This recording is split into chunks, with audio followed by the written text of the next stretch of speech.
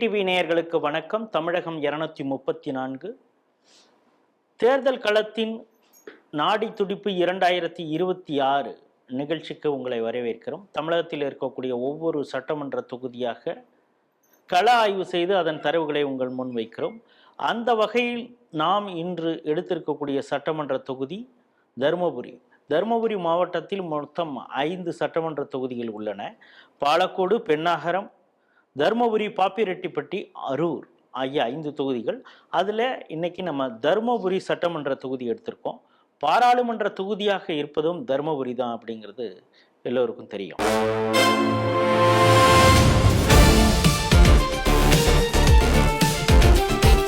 இங்கே இருக்கக்கூடிய மொத்த வாக்காளர்களுடைய எண்ணிக்கை 2,64,000. இதில் ஆண் வாக்காளர்கள் 1,30,000 பேரும், பெண் வாக்காளர்கள் 1,27,000 பேரும் இருக்கிறாங்க. இங்கே நகராட்சி ஒன்று இருக்குது, பிளாக் பஞ்சாயத்து 10 இருக்குது. வருவாய் கிராமங்கள் அப்படின்னு பார்த்தோன்னா 251 இருக்குது. இங்கே இப்பொழுது சிட்டிங் எம்எல்ஏவாக இருப்பது எஸ்பி வெங்கடேஸ்வரன், பாட்டாளி மக்கள் கட்சியை சார்ந்தவர். இவர் தன்னை எதிர்த்து போட்டியிட்ட தடங்கம் பே சுப்பிரமணியத்தை வெற்றி பெற்றிருக்கிறார். கிட்டத்தட்ட 48.6% வாக்குகள் பெற்று வெற்றி பெற்றிருக்கிறார். இந்த சட்டமன்ற தொகுதியில் எந்தெந்த சமுதாயத்தினர் யாருக்கு ஆதரவாக இருக்கிறார்கள், புதிதாக வந்திருக்கக்கூடிய விஜயனுடைய தாக்கம் இந்த தொகுதியில் எந்த அளவுக்கு இருக்கிறது, பெண்கள் இந்த அரசு குறித்து என்ன மனோநிலையில் இருக்கிறார்கள், இந்த தமிழக அரசு செயல்படுத்தி இருக்கக்கூடிய மகளிர் நலன் சார்ந்த திட்டங்கள் அந்த மக்களுக்கு போய் சேர்ந்திருக்கிறதா, அதனுடைய தாக்கம் இருக்கிறதா அப்படிங்கிறதெல்லாம் முழுவதுமாக கள ஆய்வின் மூலம் நமக்கு தகவல்கள் கிடைத்திருக்கின்றன. அந்த தகவல்களை நம்மோடு பகிர்ந்து கொள்ள ராஜேஷ்குமார் தருமபுரியிலிருந்து இணைகிறார். ஸ்ரீ டிவி நேயர்கள் சார்பாக அவரை வரவேற்கிறேன். வணக்கம். வணக்கம் சார். தருமபுரி சட்டமன்ற தொகுதியை பொறுத்தளவு நீங்க எந்தெந்த பகுதிகளில் கள ஆய்வு செஞ்சீங்க? நம்ம தருமபுரி தொகுதியில நம்ம தொப்பூர் பகுதியில இருந்து ஆரம்பிச்சிருக்கோங்க. தெற்குல இருந்து தொப்பூர், வெள்ளைக்கல் பகுதி, பாளையம் புதூர், அப்புறம் ஒட்டப்பட்டி, நம்ம நல்லம்பள்ளி முடித்து லக்கியம்பட்டி, அப்புறம் அரசு மருத்துவமனை பகுதியில இருக்கக்கூடிய கோல்டன் ஸ்ட்ரீட்னு இருக்கும், எஸ்பி ரோடுன்னு ஒரு பகுதி இருக்கு, செட்டிக்கரை, குரும்பட்டி, ராஜாப்பேட்டை, பென்னாகரம் மெயின் ரோட்ல வந்து பாத்தீங்கன்னா மேற்கு பக்கம் அது வந்து தொடங்குது. பென்னாகரம் மெயின் ரோடு, அக்ரகாரம், இண்டூர், அந்த பகுதி எல்லாமே வந்து நம்ம கள ஆய்வு செஞ்சிருக்கோங்க. நம்ம அந்த பகுதியில எல்லாமே இந்த பக்கம் வந்து பார்த்தோம்னா, நம்ம மேற்கு பக்கம் பார்த்தோம்னா செட்டிக்கரை, குரும்பட்டி, அந்த பகுதியெல்லாம் நம்ம பார்த்துருக்கோம். இந்த தருமபுரி சட்டமன்ற தொகுதியை பொறுத்தளவு எந்தெந்த சமுதாயத்தினர் இருக்கிறாங்க, எந்த பகுதியில் அடர்த்தியாக அந்த சமுதாயத்தினர் இருக்கிறாங்க அப்படின்னு உங்களால சொல்ல முடியுமா? கண்டிப்பா. நம்ம தருமபுரி தொகுதி பார்த்தோம்னாலே நம்ம முக்கியமான வந்து நகரமான இருக்கக்கூடிய ஒரு பகுதியா இருக்கு. இது இடம் வந்து அடர்த்தியான பகுதி இது. இந்த பகுதியில வந்து வன்னியர் சமுதாயம் வந்து பாத்தீங்கன்னா அதிகமா இருக்கக்கூடிய பகுதியா இருக்கு நம்மளுக்கு. 2வது வந்து பாத்தீங்கன்னா பட்டியல் சமுதாயம் வந்து அதிகமா இருக்கக்கூடிய பகுதியா இருக்கு. 3வது வந்து பார்த்தோம்னாக்கா நம்மளுக்கு கொங்கு வெள்ளாளர், முஸ்லீம், நாடார், முதலியார் அந்த மாதிரியான இருக்கக்கூடிய பகுதியா இது வந்து இருக்குங்க. முஸ்லீம் மற்றும் கிறிஸ்தவர்கள் எந்த பகுதியில அடர்த்தியாக இருக்கிறாங்க?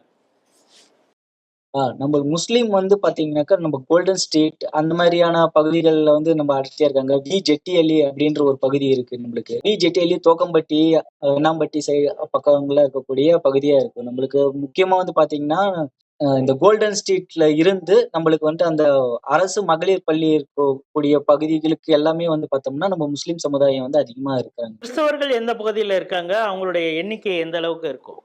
கிறிஸ்தவர்கள் பார்த்தோம்னா நம்ம பரவலா இருக்கக்கூடிய பகுதிகள் பரவலாவே தருமபுரி ஃபுல்லாவே இருக்காங்க. ஆங்காங்க கொஞ்சம் இருப்பாங்க. நம்மளுக்கு 10,000 இருந்து 15,000 வரைக்கும் இருக்கக்கூடிய மக்கள் தொகையில இருப்பாங்க நம்ம தருமபுரி தொகுதியில மட்டும். இந்த தருமபுரி சட்டமன்ற தொகுதியில பெண்கள் அவங்களுடைய மனோநிலை எப்படி இருக்கிறது, நகரத்துல எப்படி இருக்காங்க, கிராமத்துல எப்படி இருக்காங்க, இந்த அரசு குறித்து, அரசுடைய நலத்திட்டங்கள் குறித்து உங்கள்கிட்ட ஏதாவது விஷயங்கள் சொன்னாங்களா? பெண்களோட மனநிலை வந்து பார்த்தோம்னா, இலவசம் அப்படின்ற ஒரு சிலர் வந்து ஏத்துக்கிறாங்க ஒரு சிலர். ஒரு சிலர் வந்து பார்த்தோம்னா, அத வந்து எதிர்க்கிறாங்க. காரணங்கள் என்னன்னு கேட்டாக்க, நம்ம ஒரு இலவசம் குடுத்துட்டு, விலைவாசிகள வந்து அதிகப்படுத்திட்டாங்க அப்படின்ட்டு ஒரு மகளிர் தரப்பு வந்து சொன்னாலும், ஒரு மகளிர் தரப்பு வந்து பார்த்தாங்கன்னா, இலவசம் வந்து எங்களுக்கு ரொம்ப பயனுள்ள வகையில இருக்கு. அந்த மாரி தரப்பு சொல்றாங்க. இப்ப பயனுள்ள வகையில இருக்கு அப்படின்ற ஒரு தரப்பு பார்த்தோம்னா, அவங்க வந்து விவசாயம் பண்ற மக்களா இருப்பாங்க. அவங்க வந்து கிராமங்கள்ல வந்து போவாங்க, கூலி தொழில் செய்வாங்க. இலவசமா பஸ் கிடைக்குது அப்படின்றதுக்காக காரணத்துக்காக நம்மளுக்கு அது வந்து ரொம்ப பயனுள்ளதா இருக்கு அப்படின்ற மாரி இருக்கும். நகர்ப்புறத்துல இருக்கவங்க அந்த பஸ் பயன்பாட்டுல இருக்க மாட்டாங்க. அவங்க கிட்ட வாகனங்கள் வசதி இருக்கும். ஒரு சில வசதிகள்ல இருக்கிற காரணத்தால, அதனால நம்மளுக்கு என்ன பயன்? அத அத தவிர்த்து வேற ஏதாச்சும் குடுத்துருக்கலாமே! அந்த மாரியான கருத்துக்கள் வெளிப்படுது. உங்க ஓட்டு யாருக்கு? 2026ல சீமான். நீங்க நீங்க யாருக்கு 2026ல சீமான் அண்ணாவா? அண்ணா 2026ல நீங்க யாருக்கு ஓட்டு போடுறீங்க? விஜய்க்கா? நீங்க விஜயா? நீங்க விஜய்க்கா? சூப்பர். நீங்க யாருக்கு ஓட்டு போடுறீங்க? விஜயா? 2026ல நீங்க எந்த கட்சிக்கு ஓட்டு போடுவீங்க? விஜய்க்கு ஓட்டு போடலான்னு விஜய்க்கு ஓட்டு போடலான்னு இருக்கீங்களா? 2026 நீங்க எந்த கட்சிக்கு ஆதரவு கொடுக்குறீங்க? டிவிக்கேங்களா? எதனாலங்க ஐயா டிவிக்கு பார்க்கலாம் ட்ரை ஓகே நன்றி. ஐயா நீங்க எந்த கட்சிக்கு ஆதரவு கொடுக்குறீங்க 2026ல? எந்த கட்சிங்க ஐயா? விஜய்ங்களா? ஐயா 2026ல உங்களோட ஓட்டு யாருக்குங்க ஐயா? டிஎம்கேங்களா? எந்த கட்சிக்கு ஓட்டு போடுவீங்க? அவ்வளோதான் உங்களோட ஸ்டாலின்ங்களா? எதனால உங்களுக்கு ஸ்டாலின்? எங்களுக்கு ஸ்டாலின் தான் பிடிக்கும். எந்த கட்சிக்கு போடுவீங்க? உங்க ஃபேவரட் இது? எடப்பாடி ஐயாவா? நீங்க ஐயா? எடப்பாடியாருங்களா? ஐயா நீங்க யார் ஓட்டு போடுவீங்க? பாமகங்களா? இந்த தருமபுரியை பொறுத்தளவு இளைஞர்களுடைய வாக்குங்கிறது எவ்வளவு இருக்கும்? அந்த இளைஞர்கள் இந்த ஆளும் அரசாங்கத்தை குறித்து என்ன நினைக்கிறாங்க? புதிதாக வந்திருக்கக்கூடிய தாவேக்காவுக்கு ஏதாவது அவங்களுடைய ஆதரவு இருக்குதா? எந்த சமுதாயத்தினர் அதிக அளவில் அந்த இளைஞர்கள் வந்து உங்கள்ட்ட கருத்துக்களை சொன்னாங்க? இளைஞர்களோட வாக்கு வந்து பாத்தீங்கன்னா 20,000ல இருந்து 30,000 வரைக்கும் கூட இந்த நகர்ப்பகுதியில இருக்கு. அவங்களோட வாக்கு வந்து பாத்தீங்கன்னா, பெரும்பாலும் வந்து வன்னியர் சமுதாயத்துல இருக்கிறதுனால, பாட்டாளி மக்கள் கட்சிக்கு தான் வந்து அவங்க வந்து அதிகமா வந்து நம்மளோட வாக்கு வந்து குடுப்போம் அப்படின்ற மாரி கருத்து சொல்லியிருக்காங்க. அதிகப்படியான வாக்குங்கன்னே எடுத்துக்கிட்டா கூட நம்ம டிவிகேக்கு போறதுக்கான வாய்ப்பு இருக்கு. அதிகப்படியா வந்து கருத்து வந்து பாத்தீங்கன்னா, டிவிகேக்கு நாங்க குடுப்போங்க. புதுசா நம்மளுக்கு வந்து ஒரு கட்சி வந்திருக்கு. அவங்க எந்த மாரி அரசியல் பயணம் எப்படி இருக்கும்னு நாங்க பார்க்கணும். நாங்க அவங்களோட ரசிகர்களா இருக்கோங்க. வந்து எங்களுக்கு வந்து நெறைய நலத்திட்டங்கள் இருக்காரு. அதனால நாங்க வந்து டிவிகேக்கு போடுவோங்க. மாதிரி சொல்லியிருக்காங்க. டிவிகே அப்புறமேட்டு பிஎம்கே கட்சிக்கு போடுறோம். தருமபுரியை பொறுத்தளவு நாம் தமிழர் கட்சியினுடைய பிரசன்ஸ் இருக்குதா? தருமபுரி நகரை பொறுத்த வரைக்குமே நாம் தமிழர் கட்சி மிகப்பெரிய ஆதரவு இருக்கு. இளைஞர்கள் வட்டார பகுதியில் மட்டும்தான் ஆதரவு குடுக்குற மாதிரி இருக்காங்க. ஆஹ் அதுக்கு மேல இருக்கிற வயது உடையவர்கள் பார்த்தாக்க ஏடிஎம்கே, டிஎம்கே 2 தரப்புல தான் வந்து நம்மளுக்கு வந்து வாக்கு செலுத்தணும் அப்படின்ற மாதிரி கட்டாயத்துல இருக்கிற மாதிரியான ஒரு சூழ்நிலைங்க நிலவுது. இப்போ இந்த சட்டமன்ற தொகுதியை பொறுத்தளவு தமிழகத்துடைய திட்டங்கள் எல்லா இடத்துக்கும் போய் சேர்ந்துருக்குதா? இன்னும் சொல்லப்போனால் நீங்கள் சொல்கிற அந்த லக்கியம்பட்டி இதில் வந்து நிறைய கவர்மெண்ட் எம்ப்ளாயீஸ்லாம் இருக்கிறாங்க. கவர்மெண்ட் எம்ப்ளாயீஸ் என்ன நினைக்கிறாங்க? அரசு திட்டங்கள் எந்த அளவுக்கு போய் சேர்ந்துருக்கு? இப்ப லக்கியம்பட்டி நெறைய நம்மளுக்கு வந்துட்டு நலத்திட்டங்கள்லாம் அங்க வந்து சேர்ந்திருக்கு அப்படின்ற கருத்து தான் நம்மளுக்கு வந்து சொல்றாங்க. எந்த ஒரு சட்ட சிக்கல்களும் இல்ல. நம்மளுக்கு வந்து சேர வேண்டிய நலத்திட்டங்கள் வந்து எல்லாமே கிடைச்சிருக்கு அப்படின்ற மாதிரியான கருத்துக்கள் தான் சொல்றாங்க. கிராமப்புற பகுதிகள்ல தான் வந்து கோரிக்கைகள்லாம் நிறைவேற்றப்படாம இருக்கு. இன்னும் கோரிக்கைகள்லாம் வந்து அதிகப்படுத்தணும் அப்படின்னு சொல்றாங்க. நம்ம நகர்ப்புற பகுதிகள்ல நெறைய நலத்திட்டங்கள்லாம் போய் சேர்ந்திருக்கு. இப்ப இங்க சிட்டிங் எம்எல்ஏ எஸ்பி வெங்கடேஸ்வரன் அவர் குறித்து அந்த மக்கள் என்ன நினைக்கிறாங்க? அவர் கொடுத்த வாக்குறுதி ஏதாவது நிறைவேற்றி இருக்கிறாரா? அவர் இப்போ எதிர்க்கட்சியில தான் இருக்காரு. அவரால் எந்த அளவுக்கு நிறைவேற்ற முடிந்தது? அவர் மீது மக்களுக்கு ஏதாவது அதிருப்தி இருக்கிறதா? ஒரு சிலர் வந்து பிஎம்கேல இருக்காரு வெங்கடேசனா, நம்ம ஆளுங்கட்சி வந்து டிஎம்கே இருக்கிற காரணத்தால நம்மளுக்கு எந்த நலத்திட்டங்கள் வந்து குறைவா பண்ணியிருக்காங்க அப்படின்னு ஒரு சில கருத்து வச்சிருக்காங்க. ஒரு சிலர் வந்து நல்லா சிறப்பா வந்து நம்மளுக்கு வந்து செஞ்சு குடுத்துருக்காங்க அப்படின்ற மாரி கருத்து வச்சிருக்காங்க ஐயா. இரு தரப்புலயும் கருத்து வச்சிருக்காங்க. சரி, இப்போ அடுத்த முறை அந்த பகுதியில வேட்பாளராக நிற்பதற்கு அதிமுக முயற்சி செய்கிறதா? பாட்டாளி மக்கள் கட்சி முயற்சி செய்கிறதா? பாட்டாளி மக்கள் கட்சினா அங்கே வந்து அன்புமணி ராமதாஸுக்கு ஆதரவு அதிகமாக இருக்கிறதா? இல்லை டாக்டர் பெரியவர் ராமதாஸுக்கு ஆதரவு அதிகமாக இருக்குதா? இப்போ ஏன்னா 2 பேரும் பிளவுபட்டு இருக்கிறதுனால அங்கே வன்னியர்களுடைய வாக்கு எப்படி இருக்கும்? பெரும்பாலும் வன்னியர்கள் வாக்கு வந்து பாத்தீங்கன்னா அன்புமணிக்கு தான் இருக்கு. அன்புமணி ஐயாக்கு தான் வந்து பெரும்பாலும் வாக்கு வந்து சொல்றாங்க. ஐயா வந்து ரொம்ப ஆக்டிவா இருக்காரு. பல நலத்திட்டங்களை வந்து கொண்டு வராரு. மக்களை வந்து பார்க்கக்கூடிய தன்மையில தொண்டர்களை எல்லாம் வழி நடத்துவாரு. ஒரு லீடர்ஷிப் இருக்கு அப்படின்னு கருத்து வந்து மக்கள் வந்து அந்த பகுதியில பெரும்பாலும் சொல்றாங்க. இப்போ அங்க அதிமுகவுக்கு வாய்ப்பு இருக்குதா? பாமக நிக்குமா? யார் அங்க நிற்பதற்கான வாய்ப்பு இருக்கு? அங்க உள்ளூர்ல என்ன பேசிக்கிறாங்க? இரு தரப்புக்குமே வந்து ஆதரவுகள் வந்து பெருமளவு இருக்கு.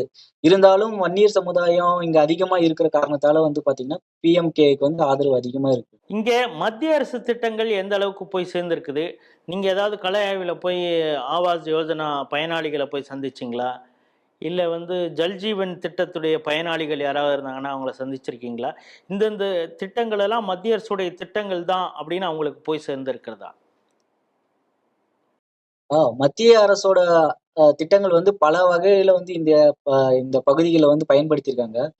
தொப்பூர் வந்து மேம்பாலம் வந்து பாத்தீங்கன்னா, மத்திய அரசோட 2800 கோடிக்கு மேல பட்ஜெட் ஒதுக்கி மிக வேகமா செயல்படுத்தி கொண்டு வருவாங்க. அந்த பகுதி பாத்தீங்கன்னா, மிகவும் விபத்து பகுதியாக இருக்கிறது. அந்த பகுதியில வந்து கள ஆய்வு செய்யும்போது பார்த்தோம்னா, மக்கள் வந்து இந்த மாரி மேம்பாலம் நல்லா சிறப்பா கட்டி தராங்கன்னு மத்திய அரசுக்கு ஆதரவா சொல்றாங்க, குறிப்பிடுறாங்க. அவங்களே மத்திய அரசோட கோரிக்கைகள் தான் நிறைவேற்றப்படுதுன்னு மக்களுக்கு தெரிஞ்சிருக்கு. அந்த மாரி இருக்கு. அப்புறம் ரயில்வே ஸ்டேஷன் வந்து பாத்தீங்கன்னா, இங்க விரிவுபடுத்துறாங்க. இப்பதான் வந்து மத்திய அரசோட திட்டங்கள் வந்து பெரும் அளவுல ரயில்வே ஸ்டேஷன் வந்து தருமபுரி தொகுதியில வந்து விரிவுபடுத்துறாங்க. மேலும் ரயில்வே கேட்டுக்கு பகுதிக்கு மேல வந்து மத்திய அரசு வந்து மேம்பாலங்கள்லாம் வந்து கட்டுறாங்க. நெறைய மத்திய அரசோட திட்டங்கள் வந்து மிக வேகமாவும் செயல்பட்டு கொண்டு வருது இங்க. லோன் திட்டங்கள், ஒரு இலவச வீடு கட்டி தர்றது, இலவச கழிப்பிடம் கட்டி தர்றது, கட்டண கழிப்பிடம் கட்டி தர்றது, அந்த மாரியான சர்வே எடுக்கிற நிகழ்ச்சிகள்லாம் வந்து மக்கள வந்து சென்றடையாம இருக்கு அப்படின்னு மக்கள் வந்து குற்றச்சாட்டும் ஒரு பக்கம் வைக்கிறாங்க. இப்ப இந்த தருமபுரி சட்டமன்ற தொகுதியை பொறுத்தளவு மத்திய அரசு திட்டங்கள் போய் சேர்ந்திருக்குங்கிறீங்க. அங்க வந்து பாஜகவிற்கான ஆதரவு எப்படி இருக்கு? ஏன்னா பக்கத்திலேயே தருமபுரி, கிருஷ்ணகிரி, ஓசூர் இந்த பகுதியெல்லாம் அவங்களுக்கு கொஞ்சம் பிரசன்ஸ் இருக்கு. இந்த தருமபுரியை பொறுத்தளவு பாஜகவிற்கு எந்த அளவுக்கு ஆதரவு இருக்கு? தர்மபுரிய பொறுத்தவரைக்கும் பாரதிய ஜனதா கட்சி அப்படின்றது வந்து பாத்தீங்கன்னா, போன போன மடங்கு இருந்ததை விட இந்த மடங்கு ஒரு 2 மடங்கு வந்து அதிகமாக இருக்கு வாக்காளர்களோட ஆதரவுகள். அதோட கட்சியோட வலிமை வந்து பாத்தீங்கன்னா, அதை விட ரொம்ப பெரிய நிலையில இருக்கக்கூடிய சூழ்நிலையில இருக்கு. இங்க வலிமையாக இருக்கிறது பாஜக 2 மடங்கு இருக்குன்னா, எந்த அடிப்படையில நீங்க சொல்றீங்க? வாக்காளர்கள் வந்து பார்த்தா ஒரு பகுதிக்கு வந்து பார்த்தாக்கா ஒரு 20 பேர், 30 பேரு கொண்ட மக்கள் தொகையில தான் இருப்பாங்க. இப்ப ஒரு சின்ன சின்ன அந்த அலுவலகம் மீட்டிங் அந்த மாரி ஏதாச்சும் மக்கள்கிட்ட சர்வே கேட்கும்போது பார்த்தாக்கா, ஒரு ஆதரவாளர்கள் மட்டுமே ஒரு 50 டூ வந்து 100, 120 பக்கம் வந்து இருக்கக்கூடிய அளவுக்கு அது வந்து வளர்ச்சி அடைஞ்சிருக்கு. நம்ப அந்த பாரதிய ஜனதா கட்சிய மக்கள் வரவேற்கிற அளவுக்கு இருக்குங்க. அதாவது அந்த பிரசன்ஸ்ங்கிறது என்ன? ஏதாவது ஒரு மீட்டிங் நடந்தப்ப கூட்டத்த பார்த்துருக்கீங்களா? இல்ல என்ன மாதிரியான உங்களுடைய அப்சர்வேஷன்ல பாஜக அங்க வளர்ந்திருக்கு அப்படின்னு சொல்றீங்க? இப்போ பூத் லெவல்ல நம்ம இறங்கி அத பார்த்தோம் அப்படின்னாக்கா, ஒரு பூத்ல வந்து பார்த்தா ஒரு 20 பேர் டூ 30 பேர் தான் நம்ம இருந்திருக்காங்க. நான் பார்த்திருக்கேன் அது.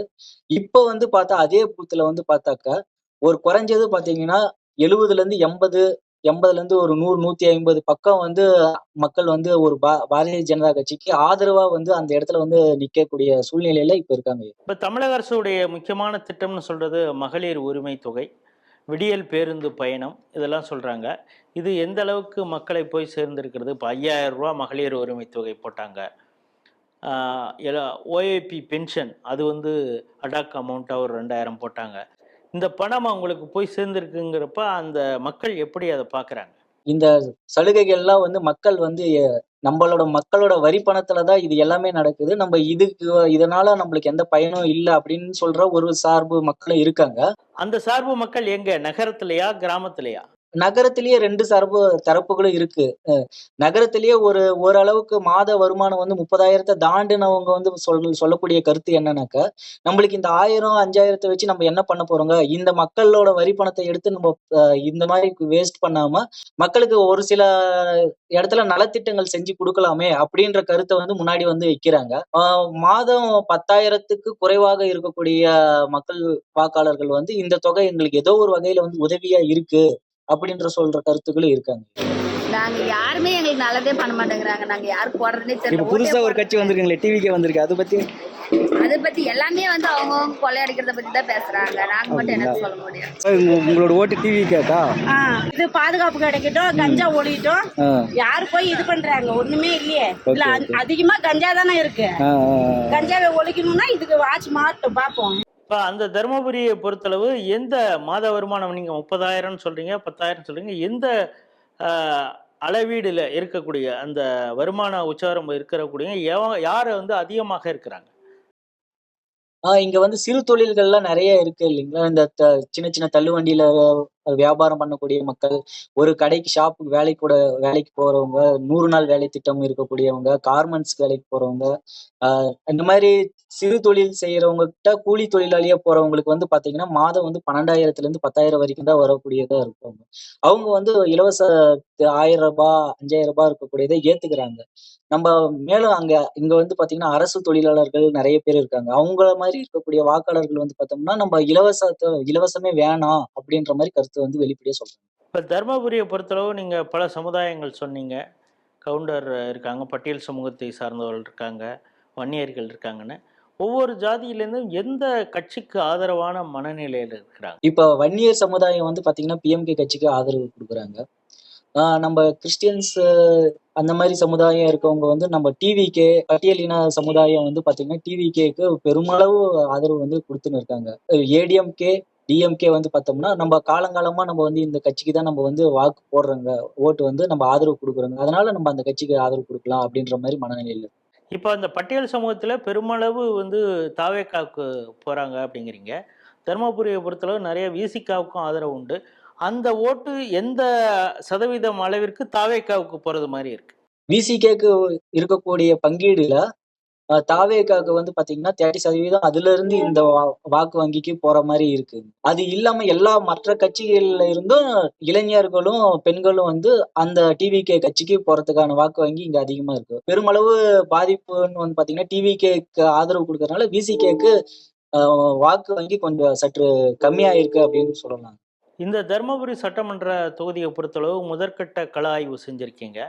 இந்த கள ஆய்வின் மூலமாக யாருக்கு வந்து யாருக்கு கொஞ்சம் ஆதரவு அதிகமாக இருக்கிறது அப்படின்னு நீங்கள் நினைக்கிறீங்க? இந்த கள ஆய்வு மூலியமா நம்மளுக்கு ஏடிஎம்கேக்கு வந்து ஆதரவு அதிகமா இருக்கு. அதிமுக கூட்டணிக்கு அப்படிதானே சொல்றீங்க? இல்ல அதிமுகவுக்கு சொல்றீங்க? அதிமுக கூட்டணிக்கா? அதிமுக கூட்டணிக்கே வந்து பாத்தீங்கன்னா ஆதரவு வந்து அதிகமா இருக்கு. டிஎம்கேக்கு சற்று குறைவா இருக்கு. போன டைம் இருந்த வாக்கு எண்ணிக்கைகளோட இந்த டைம் குறைவாக தான் இந்த டைம்ல இருக்கு. நீங்க இன்னும் இந்த தொகுதியிலே முழுவதுமாக சுற்றுப்பயணம் செய்ய வேண்டி இருக்கிறது. இன்னும் 4 தொகுதிகள் இருக்குது. அங்கே இருக்கக்கூடிய கள நிலவரம் அதையெல்லாம் நம்மோடு பகிர்ந்து கொள்ள இருக்கிறீங்க. இந்த அளவிலே இந்த தருமபுரி சட்டமன்ற தொகுதியை பொறுத்தளவு அதிமுக கூட்டணிக்கு, என்டிஏ அலையன்ஸுக்கு ஒரு சாதகமான ஒரு தொகுதியாக இருக்கிறது அப்படின்னு உங்களுடைய முதற்கட்ட கள ஆய்வு சொல்கிறது. மீண்டும் இன்னொரு சட்டமன்ற தொகுதியோடு சந்திப்போம். அதுவரை உங்களிடமிருந்து விடைபெறுகிறோம். நன்றி, வணக்கம். நன்றி, வணக்கம்.